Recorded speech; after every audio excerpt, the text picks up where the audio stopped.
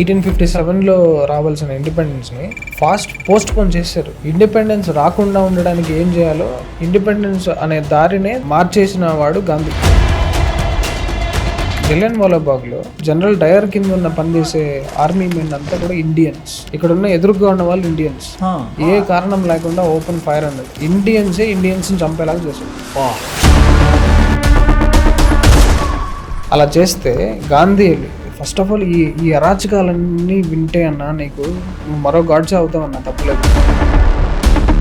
మరి ఈ రోజు ఒక నోటి మీద గాంధీ తాత ఉంటేనే చెల్లే విధంగా చేశారంటే అది బ్రిటిషర్స్ రూట్ వేసిపోయిందే కదా. 100%.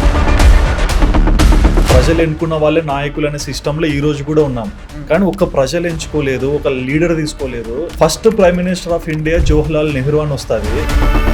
బై వెరీ నేచర్ ఆయన ఒక సనాతన ధర్మకు సంబంధించినోడు కాదు. అవును, drink and drug and western అర్థకామాలో ఉన్నాడు. వాడిని తీసుకొచ్చి prime minister of the nation చేస్తే ఏముంటుందన్న దేశం?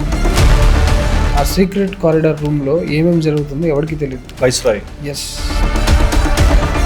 బయట పిక్చర్ ఏంటంటే ఈ రోజుతో ఈ దేశానికి స్వతంత్రం వచ్చింది. రియల్ పిక్చర్ ఏంటంటే ఈ రోజుతో వీళ్ళకి స్వతంత్రం పోయింది. అసలు స్లేవరీ ఇప్పుడు స్టార్ట్ అవుతుంది. Rahul Gandhi is connected with terrorist. దానికి మీరు ఐడియాస్ ప్రూఫ్ కూడా చూపించారు. ఎలాంటి టెర్రరిస్టులు అంటే ఇండియన్ అమెరికన్ ముస్లిం కౌన్సిల్, దాని ఆర్గనైజర్స్ లో ఒక్క హిందూ ఆర్గనైజేషన్ కూడా లేదు. అంతా కూడా ముస్లిమ్సే ఉన్నారు. లిస్ట్ వాట్సాప్ చాటే బయటకు వచ్చింది.